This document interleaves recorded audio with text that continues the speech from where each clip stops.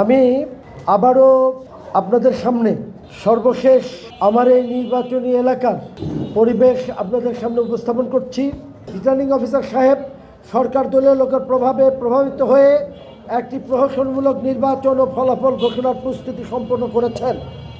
ভোটের দিন সকালে মালতীনগর প্রাথমিক বিদ্যালয় সেন্টারে ও পিটিআই স্কুল সেন্টারে জোরপূর্বক রেজাল্ট শিটে স্বাক্ষর নেওয়া, সেন্ট্রাল স্কুল ইয়াকিবে স্কুলে আগে থেকেই ব্যালট পেপারে সিল মারা, প্রিকেটেড নার্সারি স্কুলেও একই কাজ করা, নুনগোলা সেন্টার হতে প্রার্থীর এজেন্টদের বের করে দেওয়া, হুকমাপুর পাঁচবাড়িয়া উচ্চ বিদ্যালয় সহ প্রায় 50টি কেন্দ্রে দখল করে কেন্দ্রের সামনে মিছিল ও মব তৈরি করে ভোটারদের ভয়ভীতি দেখিয়ে ভোট দিতে অনুৎসাহিত করা।